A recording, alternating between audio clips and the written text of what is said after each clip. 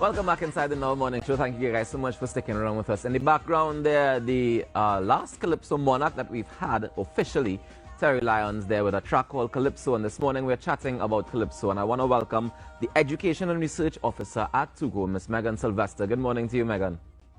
Good morning, Walkers. Good morning. And thank you for having me again. Not a problem. So we get to chat again. We had a fantastic conversation on Saturday about the work that you guys are doing at TUCO. But for those who may have missed it on Talk City, I want you to just give them a quick update as to what's been going on as far as education and research goes in TUCO.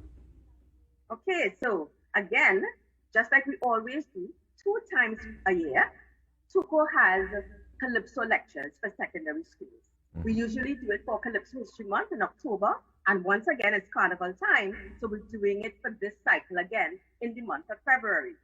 The name of these secondary school lectures this cycle is called Calypso Music Moving Beyond Adversity. And we really found that was a fitting theme as we enter this 3rd year of this pandemic, and we need to speak to the lyrics and the titles of songs, that is Calypsos, that really speak about adversity and overcoming the odds. And so that is why we felt that this was a fitting theme to introduce to the secondary school students across Tobago and Trinidad to let them know about, again, how you can get history from the Calypso lyrics, how you can understand about your society and your economy, and how you can understand how to deal with issues facing you on a daily basis. And you can use Calypso to do all of these things. How have the children been reacting to it as you go to the secondary schools? Well, it's actually been very, very promising because what we recognize is that, again, and this is why this series is so important, so many of our young people in Trinidad and Tobago are not as familiar as they should be with regards to the Calypso and what it really means and how it really speaks to what's happening. So the results have been positive. The students have welcomed us into the school, as well as the visual and performing arts teachers. They are really the catalyst for this project. And so it has really been warming again to see how the students have really invited us in, imbibed the information, asked a lot of questions, want to learn more about Calypso, are fascinated by the Calypso lyrics and the Calypsonians. And so they just want more, they want more, they want more. Yeah. Tell me something. When you're doing these exercises with these students, how far back do you go in terms of finding Calypsos that relate to what you're talking about? You're going back to the 30s, to the 20s, to the 40s. How far back are we going? Well, actually, I usually go all the way back to the 50s. And it's really good that you asked that question, Jaron, because that is also important, because it's a history lesson as well. It's to show them that it's not only, let's say, in the 70s or the 80s, the 90s, or even the 2000s that Calypsos have been doing this kind of work. But more importantly, this series is really about a theme.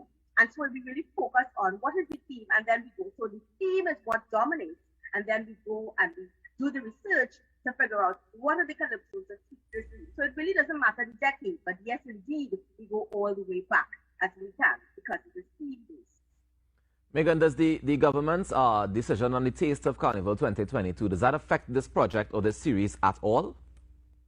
Actually, good question, because this year we're talking about a Taste of Carnival. Actually, it does not necessarily affect the secondary school lectures that we're doing, simply because we have decided once again to go virtual. And that was because the situation, the uncertainty that existed, the adversity that we're talking about in the secondary school lectures, with the Ministry of Education making a determination about whether the lower school or persons, let's say students within forms 1 to 3, would be going back out. There was so much uncertainty about those issues that we decided to keep the lectures virtual. So there has not been a challenge in terms of the reach and in terms of the exposure to our secondary school students. But now that schools are open back and the secondary school students are basically all back out in school, are you planning to go back into schools, or are you still going to keep it virtual? Well, in the main, so what we have done is that we have set up some sessions with some of these schools, depending on the way in which they are doing their rollout, because of course we have private schools and we have public schools.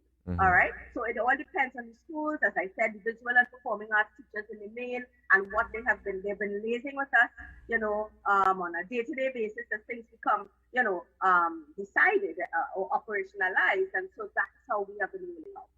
In some cases, we anticipate that we may actually we are doing it virtually. Nice. Well, this is always productive to hear about, the education and research projects that are going on at TUCO. Tell me about the project that you guys are doing in New York. I understand that you had a fantastic project with some New York-based Calypsonians. Yes. So last year, actually, during the period of Calypso History 1, we would have spent some time in New York with a series entitled Calypso New York Experience.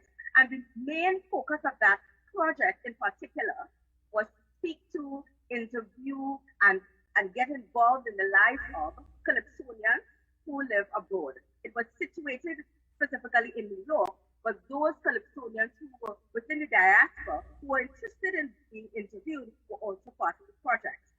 So what we're going to be doing for this Carnival season is that we're going to be rolling out this particular project. The interviews are being edited to be viewed by the public, and so this is what we really wanted to share. But this is, again, an education and research project. And why is that so? Because what people will be finding out is about the lives of these Calypsonians. And also, I must add, we interviewed songwriters, Calypso songwriters. We also interviewed persons who would have done background singing, and all sorts of persons who would have been involved in the Calypso fraternity overseas. Because it becomes so important to speak to them to find out, where are you now? What was your career like? Why did you leave Trinidad and Tobago? When you performed Calypso overseas, what was the experience like, and what was the response? And so we find in TUCO that all of this is important information to research and to then educate the population of Trinidad and Tobago about the Calypso art. Well, it's more than just the population of Trinidad and Tobago, because once you put it online, the world can access it.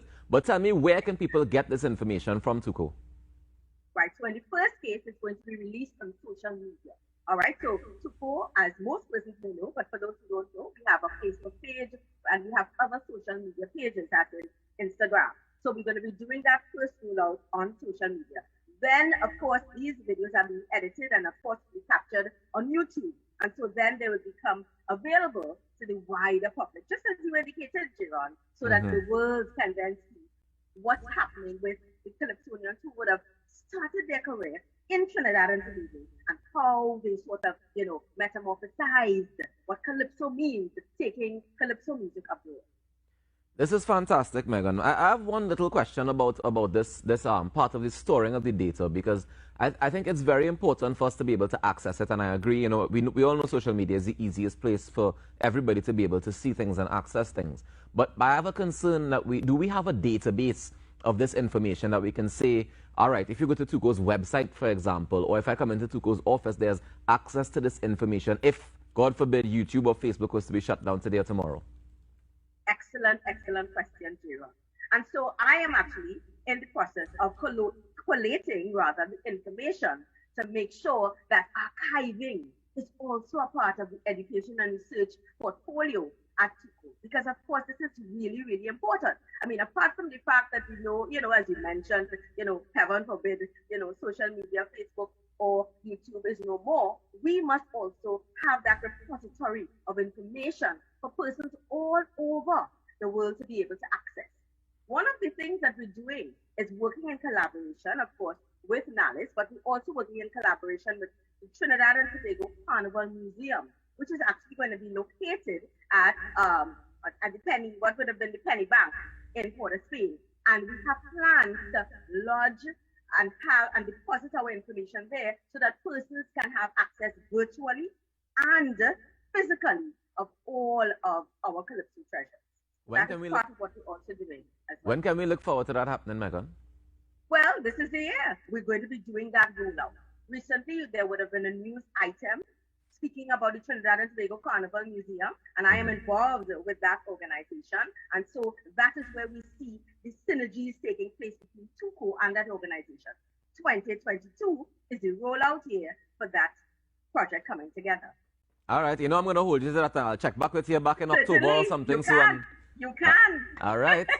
Well, Megan, I want to thank you so much for joining me this morning and for sharing this information with the public, and continue to do the great work that you're doing for Calypso music. Okay, thank you so very much for having me, and long live Calypso. By Calypso, Indeed. Our stories are told. Thank Indeed. You, thank you so much. Take care. That's Megan Sylvester, the Education and Research Officer at TUCO, just sharing with us some of the education and research projects that they've been working on and they continue to work on, and we can expect the Carnival Museum to be launched in 2022, and we're going to hold her to that. We take a quick break and come back with more inside in our morning show. Stay tuned.